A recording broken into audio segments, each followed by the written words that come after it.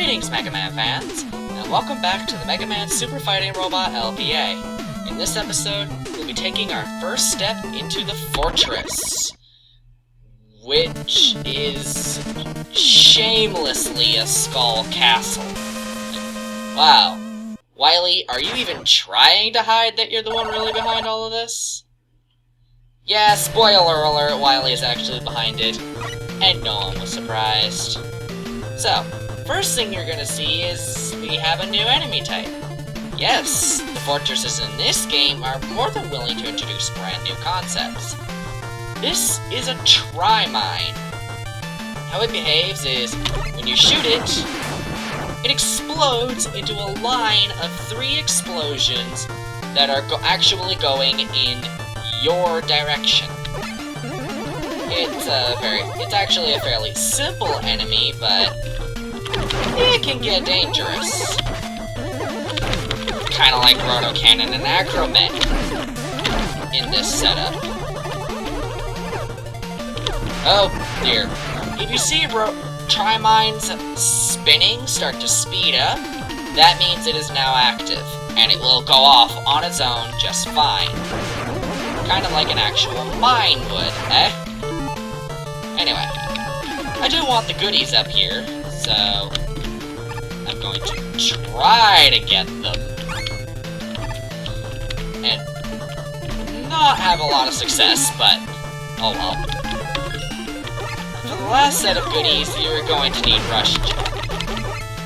But that's not the end of the world. Okay, where is it? There it is. And there we go, an extra life, and even more money. Of course, in exchange, I've respawned Guillotine. I do kind of want to get Tri-Mine out of the way, although really, it's completely possible to avoid that Tri-Mine without much difficulty. That one, on the other hand, not so much. And as you saw, yeah, the tri-mines their explosions will turn in order to reach you. It is straight up exploding in your direction. That being said though, this room works very well for introducing it. And the Guillotines and Acromets and Roto Cannons all get combined together in really nice ways. Well, that bomb Metar had absolutely no fanfare to it at all. Okay. The cannons in the walls here are perhaps the main stage gimmick. The busted ones don't do anything, but the actual ones will shoot arcing spreads of 3 explosives that will fall downwards. It's a very useful thing to figure out what is and isn't a safe spot to stand in this stage. You're going to need that knowledge. Certainly if you want to get out of here in one piece, because explosives, they can still do a fair amount of damage.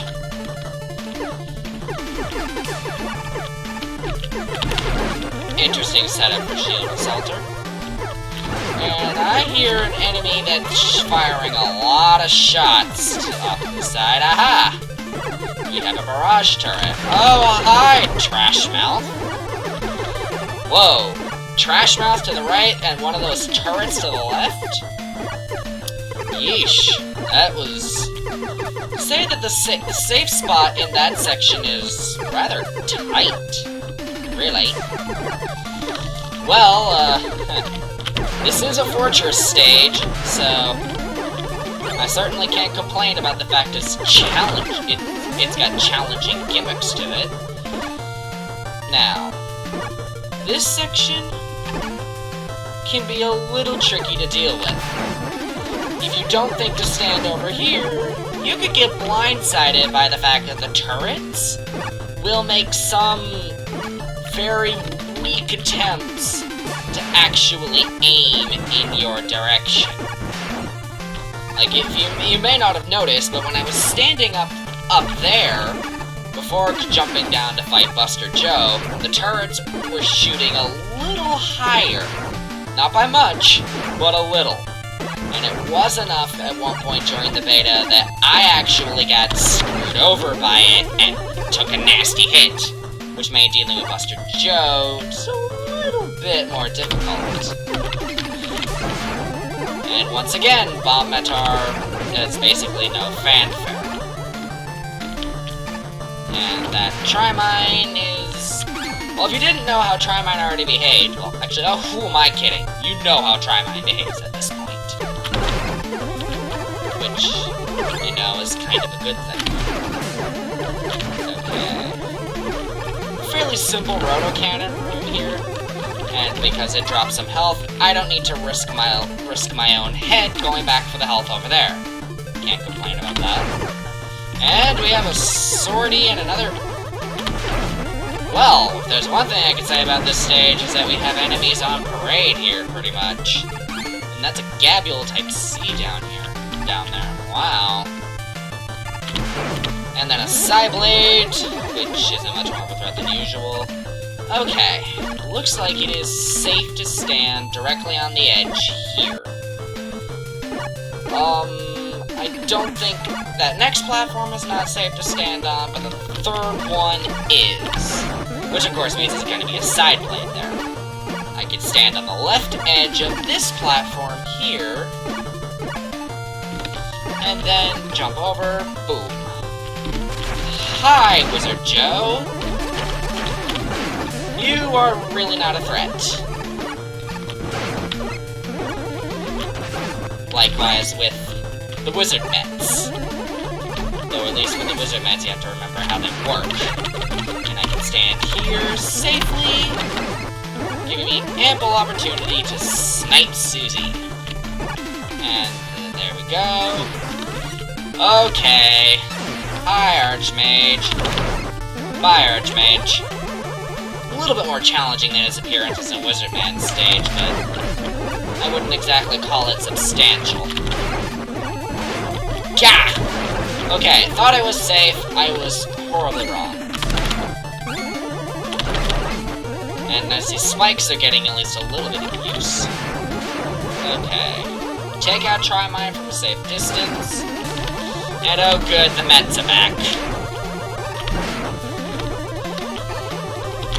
And we have a totem quota now. Interesting little vantage point, but it doesn't feel like it's that much different from anything. Oh!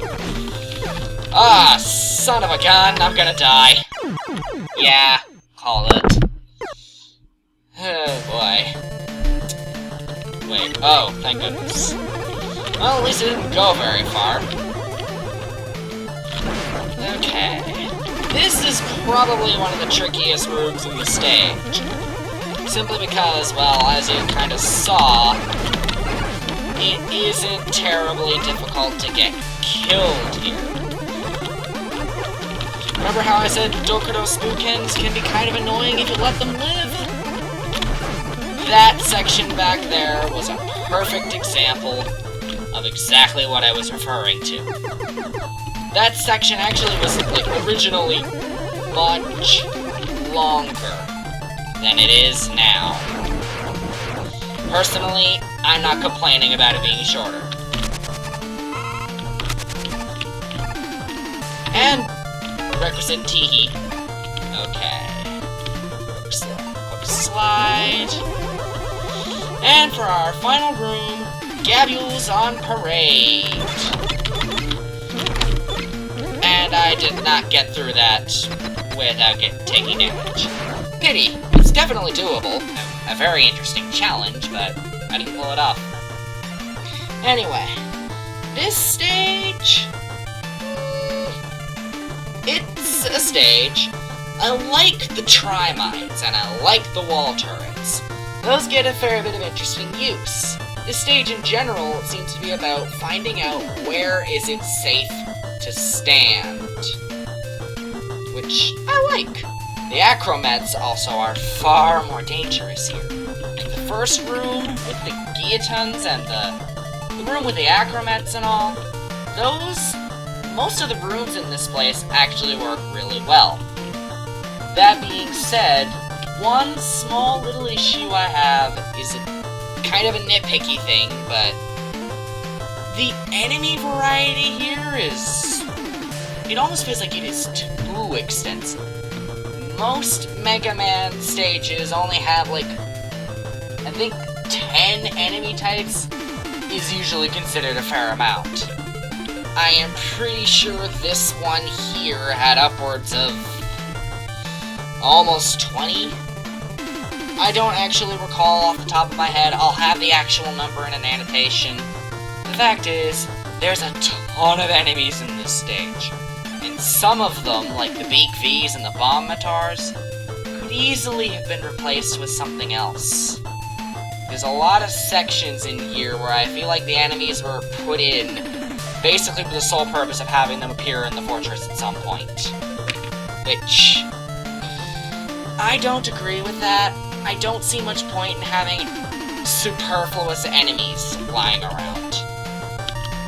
Like, just as a personal thing. Less is more, you know? That being said, though, outside of that, this is a pretty good stage, and I enjoy it.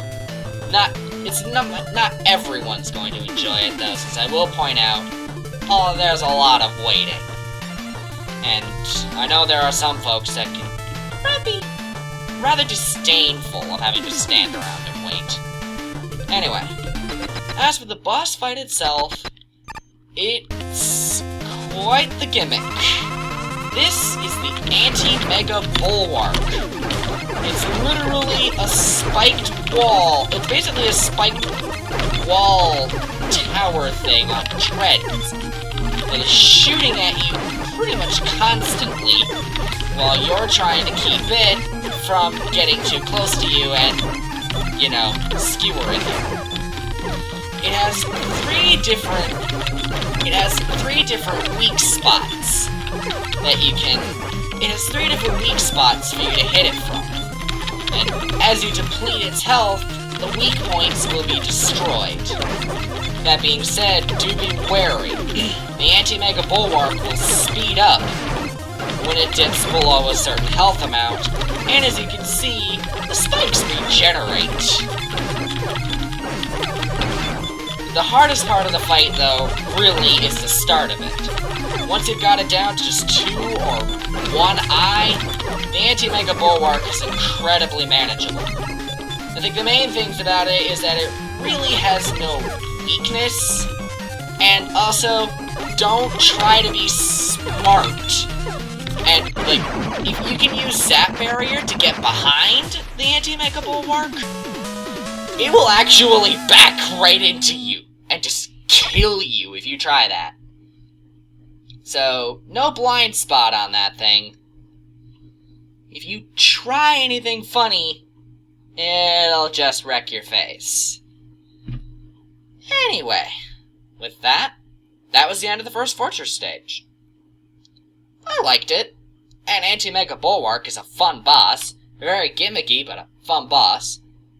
Although I actually don't think it has a true weakness.